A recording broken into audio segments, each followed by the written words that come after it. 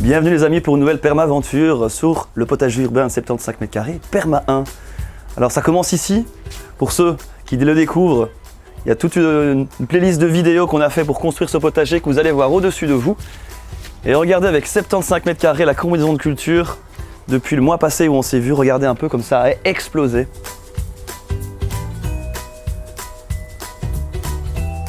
Et comme le disent certains, il faut penser à toutes les dimensions. Donc il y a les 3 dimensions, la hauteur, la largeur, la longueur, mais il y a aussi la 4e qui est la racine qu'il faut penser aussi. Et on parle aussi d'une 5e qui est la combinaison des cultures. Et comme vous l'avez vu dans la précédente vidéo sur l'électroculture, il faut de la diversité électrodynamique. Et donc plus il y a de la diversité, moins il y a de la faiblesse et moins il y a des attaques de limaces. On commence par le groseillier, abondance totale, obligé d'en donner, mais c'est pas plus mal. On va vers le coin compost. Vous voyez, les salades à piquer ont pas mal poussé. Alors ce que je fais, puisque ça a été semé un peu à la volée, c'est que j'enlève les racines de celles qui collent, que je récolte en première, et puis je coupe les suivantes, et ça repousse 2 fois. Donc totale abondance, mais par contre, quand il fait très chaud, il faut arroser souvent. Parce que vous voyez, il y a peu de profondeur. Alors ici, c'est des patates qui s'étendent ici en U. La moutarde qui a complètement débordé depuis l'orage, mais bientôt on va pouvoir faire de la bonne mayonnaise. Et ici, c'est rempli de courges, de tous les styles. Courges spaghetti, potimarron, pâtisson, courgettes, courgettes Black Beauty, courgettes de Nice. Il y a du maïs. Il y a encore plein d'autres. Il y a des potirons, il y a encore plein d'autres choses. Des haricots qui se sont fait bouffer, mais qui résistent. D'ailleurs, je vais bientôt repailler. Pourquoi j'ai dépaillé? Pour nos amis limaces qui se réfugient en dessous, évidemment. Alors, c'est quoi cette belle plante là? Alors ça, c'est du curry. Une plante qui n'existait pas à la base, qui a été souvent hybridée avec plein de bonnes choses. Et c'est hyper abondant, hein, là-bas, c'est un tout petit plant comme ça. Et après, ça devient un énorme buisson. Accompagné d'ici de tous les plants de tomates, toutes de variétés différentes ici. Toutes des plantes cerises cocktail. Avec des bouteilles ou avec le système d'irrigation. Donc avec la pochette que vous voyez là, qui est à remplir. Tout au bout, vous avez des haricots qui me permettent, pour ceux qui ont été fort attaqués, d'en repiquer. Il y en a 3 ici, vous voyez tout au bout, derrière la coriandre et le basilic thaï et basilic citron. Ça permet de rendre aussi l'espace le long des voisins joli, quoi. Alors on avance ici petit à petit. On a toujours des aromates au pied des planches. Pourquoi? Pour la diversité électrodynamique et pour aussi évidemment faire fuir gentiment nos amis limaces et escargots. Et ça fonctionne très bien. De la bourrache, plein de plantes sauvages. Donc ici on a aussi de la facilie. Les soucis, c'est du semi-spontané. Elles sont venues toutes seules. Et là il y en avait 2 trop, je les ai déplacées à la main pour faire un chemin. Et là, le seul chemin qui est bien dégagé, c'est parce que c'est des pierres. Vous avez vu dans les précédentes vidéos. Oh, une belle courgette ici qui se prépare. Et de nouveau des petits haricots qui poussent. Là, il devait y avoir un maïs, mais il n'a pas fonctionné, donc il y a des petits morceaux de bambou. Alors ici, on a les poires de terre. Les poires de terre, c'est génial, ça prend de la hauteur, mais il y a plein de choses sur les côtés, dont de la physalis. Maintenant, il faut la chercher, hein. Ici, il y a du chou romanesco, là aussi. Ici, il y a de la bête, pareil, un semi-spontané qui est venu tout seul. François, ouais. C'est de la facélie. Ouais, mais c'est ça, mais il y a de la physalis aussi, en fait, je la cherche. Ouais, elle est quelque part, voilà. On voit les petites pochettes ici. Ah, oui. Il y a de la physalis bien planquée en fait. Vous voyez les petites coques ici. Il faut attendre qu'elles soient bien secs. Il y aura un fruit jaune à l'intérieur, jaune-orange. Très bon sur les pâtisseries et dans les salades. Et on a les betteraves. On en a d'ailleurs goûté une aujourd'hui. Qui sont bien planquées à côté du chou romanesco ici. On a un peu de betterave, vous voyez. Bien planquées, à l'ombre, c'est pas plus mal. Et elles se préparent.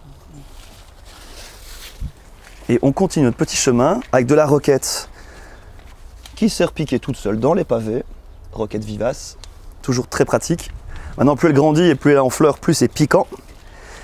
Ici, le petit tournesol qui sert de tuteur aussi pour les haricots. Du salsifis qui est en fleurs. Et donc l'année prochaine, j'imagine, il y aura plein de petits salsifis qui pousseront.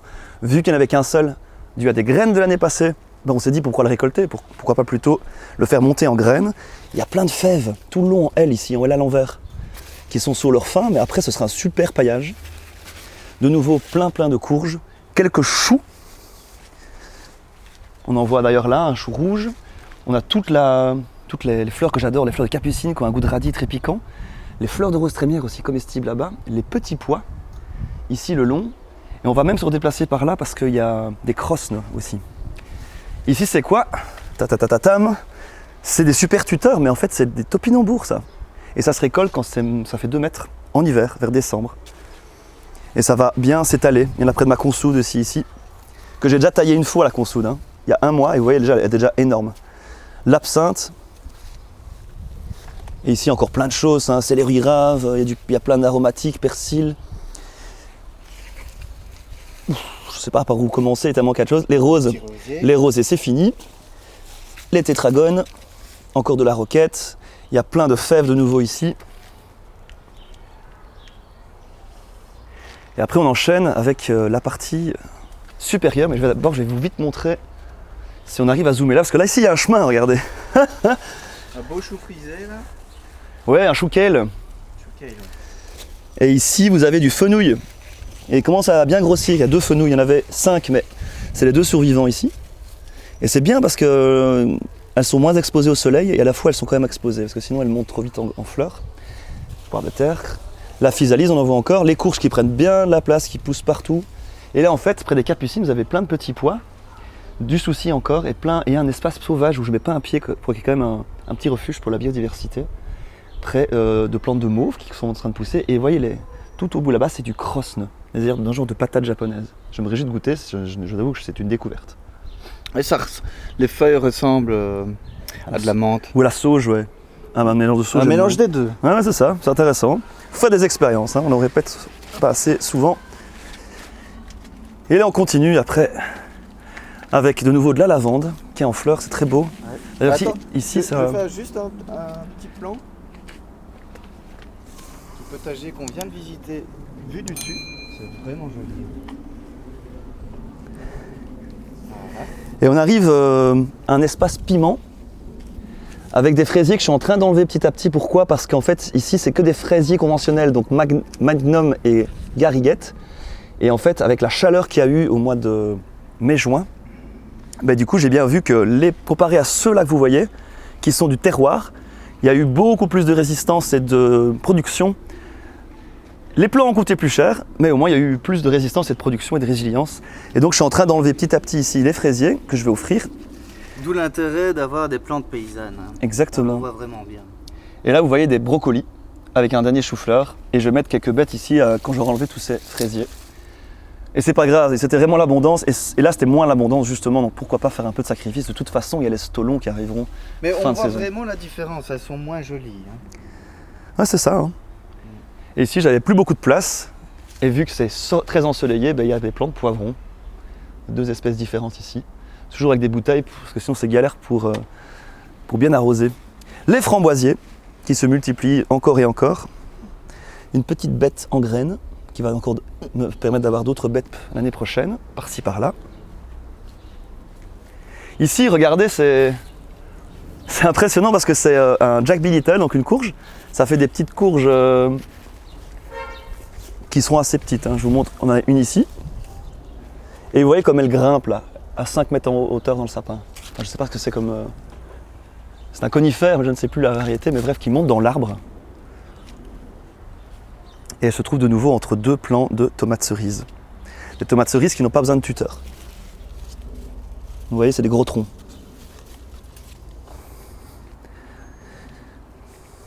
Alors ici, on a des plants d'aubergines, dont une qui se prépare ici.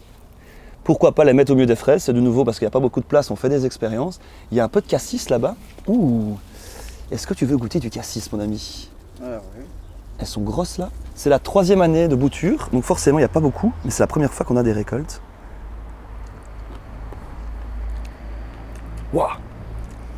On dit que c'est le fruit le plus vitaminé. Quand tu le goûtes, tu comprends. Hein.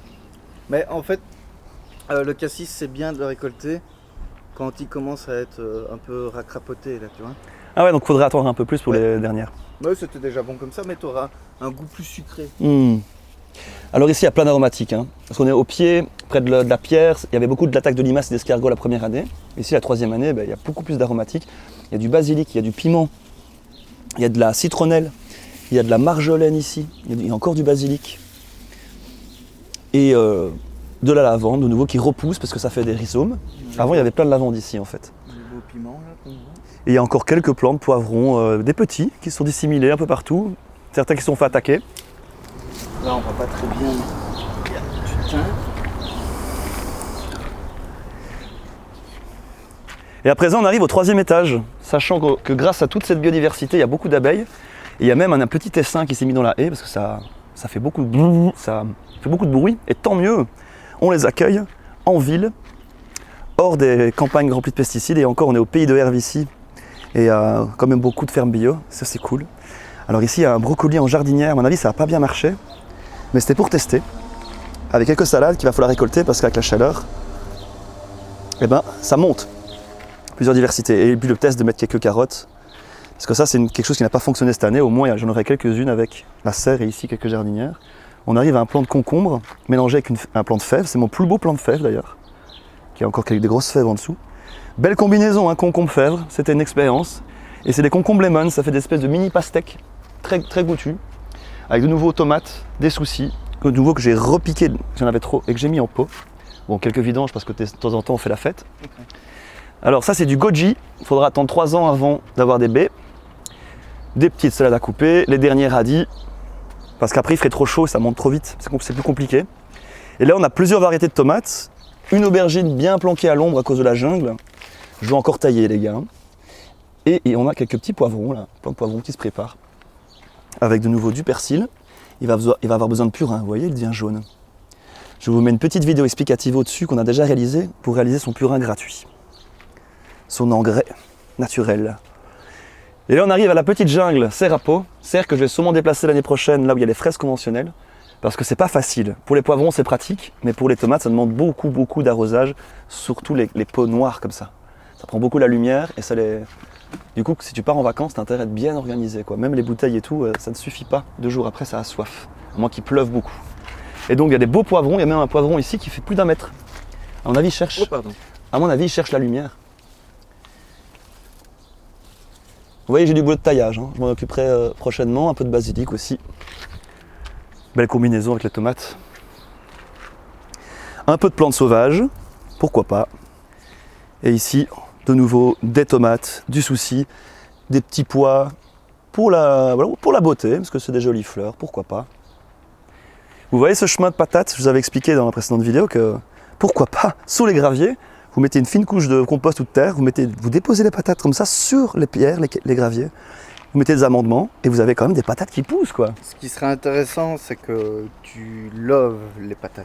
Ouais, je vais remettre... Buter les patates, mais c'est pas un très joli mot, hein. Lover les patates c'est plus joli. C'est ça, et ben les restes de terre de radis, je vais les mettre là-bas pour, comme vient de le dire Laurent, lover ces beaux plants pour ne pas qu'elles craquent en cas d'orage et pour qu'il y ait plus de place pour qu'elles grossissent en fait. Et ici vous avez la grande serre, bon c'est 3 mètres sur 1 mais pour moi c'est la grande serre qui est bien exposée, qui est l'endroit le plus exposé, avec pas mal de choses dont des melons. Maintenant les melons, pour le moment ça ne fonctionne pas. Hein. On est au début de l'été. Ça hein. avorte quoi, il y a des fleurs beaucoup mâles mais il n'y a pas beaucoup de fleurs femelles, on verra bien ce que ça donnera au mois d'août. Avec voilà, un plant de grosses tomates différents, on a du Merveille du Marché, du Money Maker, du Triomphe de Liège, du Yellow Giant. Et on a encore un plant de concombre ici, comme tout à l'heure, lemon, dont un gros calaba qui se prépare. Et il y avait un autre plant de concombre à côté, qui était un plant de concombre classique, mais qui s'est fait bouffer le tronc par des insectes. Heureusement, j'en avais mis trop. Comme on dit, au moins 1/10 en plus pour les insectes. Ne pas prévoir le compte juste, prévoir toujours un peu plus. Et au pire, on donne aux gens. Hein. Et là, c'est un plant de courge surprise. Il a poussé tout seul, avec on a mis un peu de compost. On verra bien si c'est des courgettes ou des petits marrons ou quelque chose. Maintenant c'est fort à l'ombre. Ça devient jaune là. Il faudra à mon avis rajouter de l'engrais. Et raser un peu parce que ça se touche. Il faut l'aération. Pipi. Ouais, ou du bon pipi, pourquoi pas. Si vous ne prenez pas de médicaments ou la pilule. Ici les plants de poivrons. Il y avait 2 étages après les semis. Mais ça grandit plus ce que je ne pensais. Donc c'est pour ça que je les ai mis sur le toit après les autres. Et là, il y a sûrement des insectes qui se font plaisir. Ouais, et on voit qu'ils ont du mal un peu parce qu'il n'y a pas encore de fleurs. Hein. Il n'y a pas encore de poivrons qui poussent. Donc c'est l'expérience. En plus, ils sont sous serre. Donc à mon avis, je viendrai pendant la nuit inspecter ce qui se passe. Ici, on a une petite corde pour accueillir quelques fleurs dont Oh, c'est dommage. les hippomées, Elle s'est refermée. Ah ouais, C'était parce- super joli tantôt. parce qu'au soleil elles étaient ouvertes effectivement. Et donc ça mixe carottes et fleurs. Avec l'aide du voisin on se partage de l'eau ici, hyper pratique. Et ça c'est des poivrons greffés, snack. Ça les petits poivrons jaunes et oranges, mais ça produit bien quand c'est greffé, hein, franchement. Et puis j'ai arrosé une seule fois, ça faut le dire aussi. Ah ouais. Ah bon, il y a de la place. Hein. Et on termine la vidéo avec ce coin-là qui est un peu plus acide, mais les myrtilles sont en train de mourir, donc il est plus très acide à mon avis à cause des plantes de tomates, du travail, enfin de la biodiversité, de la faune et de la flore et compagnie. On les voit, hein, ils sont en train de mourir là-bas au milieu des plantes sauvages. Donc je vais tailler un petit peu pour essayer d'en sauvegarder au moins un, parce qu'on avait 3. Et là, vous avez de nouveau du poivron, de l'aubergine, un concombre tout au bout, je ne sais pas si vous le voyez, et un plant de prunes noires, donc de tomates prunes noires, avec un petit peu de cosmos, je trouve ça joli. Toujours avec des petits éclairages. Et là, c'est Oyer du poète, c'est la gardienne de la serre. C'est moi qui l'appelle comme ça. Hein. Ici, on arrive à d'autres plants, de nouveau des tomates, de variétés de nouveau différentes, on teste beaucoup. Quelques structures de bois. Le deuxième compost, encore un plant de tomates. Et ça, c'est la terre que je vous ai dit que je vais redisposer sur les patates. Ah, les soucis là-bas, ils sont pas encore sortis. Et voilà, on va terminer cette vidéo avec un plant de tomates très nouveau en Belgique qui fait des tomates bleues. Et on espère récolter beaucoup de graines pour pouvoir vous en offrir en contrepartie de vos dons, parce que c'est grâce à vos dons qu'on permet de faire fonctionner notre association, de pouvoir avoir du temps pour faire ces vidéos et d'aller dans les écoles pour proposer des formations. Regardez ces petites tomates bleues. Le nom de la variété, dites-moi dans les commentaires si vous connaissez, c'est Bosque Blue. Bosque Blue. Et voilà, ça va être abondant. Et je n'ai pas eu le temps de vous présenter tout, mais on ne va pas s'éterniser. De toute façon, vous verrez, il y a la playlist avec tous les épisodes, les 4 épisodes qui, en 3 ans, expliquent comment on est arrivé là, en démarrant débutant, en faisant plein d'expériences. Donc n'hésitez pas à consulter. Je vous remercie beaucoup. Encouragez-nous sur Tipeee, n'hésitez pas, ça nous fait vraiment plaisir. Et puis abonnez-vous et mettez des petits commentaires et des petits likes, ça aide pour les algorithmes. Ciao, ciao, à la prochaine.